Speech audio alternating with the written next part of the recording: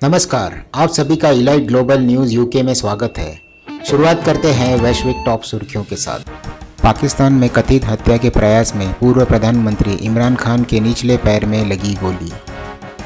Lockdown में लड़के की मौत ने चीन की शून्य कोविड नीति के खिलाफ प्रतिक्रिया दी। उत्तर पश्चिमी चीन में एक आवासीय परिसर में एक संदिग्ध गैस लीक के बाद एक 3 वर्षीय लड़के की मौत ने देश की कठोर शून्य कोविड नीति पर आक्रोश की एक नई लहर पैदा कर दी है।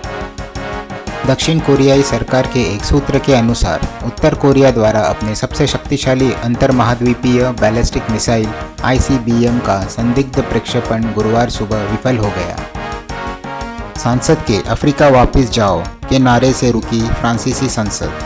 एक दक्षिणपंथी फ्रांसीसी सांसद ने गुरुवार को जनता के लिए प्रसारित संसदीय सत्र में एक अश्वेत सांसद की टिप्पणी के दौरान अफ्रीका वापस जाओ के नारे लगाकर हंगामा खड़ा कर दिया। हंगामा तब खड़ा हुआ जब बिलोंगो भूमध्य सागर से बचाए गए कई सौ अफ्रीकी प्रवासियों की सहायता के लिए फ्रांसीसी सरकार से यूरोपीय संघ, विशेष रूप से इटली और उसके नवनिर्वाचित दूरदराज प्रधानमंत्री जॉर्जिया मेलोनी के साथ सहयोग करने का आह्वान कर रहे थे। नेतन्याहू और दूर दक्षिणपंथी सहयोगियों ने इजरायली चुनाव जीता। दक्षिणपंथी पूर्व इजरायली प्रधानमंत्री बेंजामिन नेतन्याहू के नेतृत्व वाले गठबंधन ने 120 सीटों वाली संसद में अधिकांश सीटों पर जीत हासिल की है, जिससे विवादास्पद व्यक्ति सत्ता में वापस आ गए हैं। अमेज़न ने अर्थव्यवस्था की चिंताओं पर कॉरपोरेट हायरिंग को रोक दिया। अमेज़न ने अपने कॉरपोरेट कर्मचारियों की नई भर्ती को रोक दिया। व्यापक आर्थिक माहौल के बारे में चिंताओं के बीच कंपनी द्वारा लागत में कटौती का नवीनतम कदम। ग्वाटेमाला में अमेरिकी सैन्य चंदे का दुरुपयोग अनियंत्रित हो रहा है। ग्वाटेमाला सिटी मध्य अमेरिका में अपने सैन्य उपकरण दान के कथित दुरुपयोग को ठीक से दस्तावेज करने और संबंधित करने के लिए संयुक्त राज्य अमेरिका के पास ठोस नीतियों का अभाव है, जिससे चिंता बढ़ रही है कि संभावित दुरुपयोग अनियंत्रित होते रहेंगे। कनाडा ने चीन को देश की खनन कंपनियों से अलग करने का आदेश दिया है।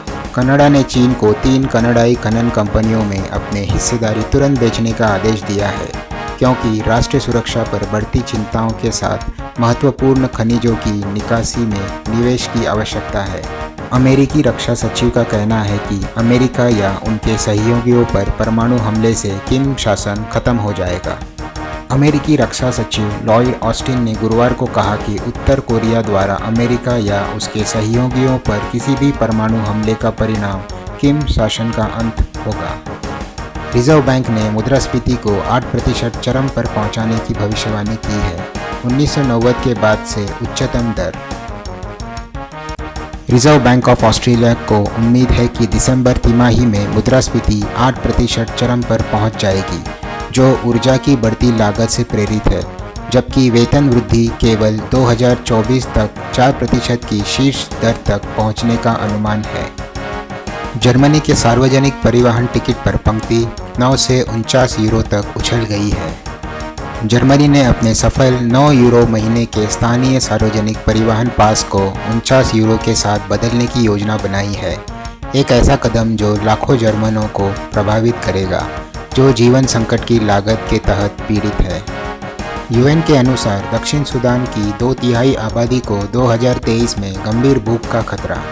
रूस ने यूक्रेन के बुनियादी ढांचे पर हमला करते ही परमाणु संयंत्र फिर से बंद हो गए। पेंटागन प्रमुख का कहना है कि यूक्रेन के पास रूस से खेरसोन को वापस लेने की क्षमता है। रूसी राजदूत का दावा, काला सागर बेड़े पर ड्रोन हमले में शामिल ब्रिटेन में रूसी राजदूत ने दावा किया है कि ब्रिटेन के विशेष बल मॉस्को के काला सागर बेड़े पर यूक्रेन के ड्रोन हमले में शामिल थे। संयुक्त राष्ट्र का कहना है कि यूरोपीय तापमान वैश्विक औसत से 2 गुने से अधिक बढ़ गया है। जापान को सुरक्षा बढ़ाने के लिए 5 वर्षों में $324 बिलियन की ज़रूरत होगी, मंत्रालय का कहना।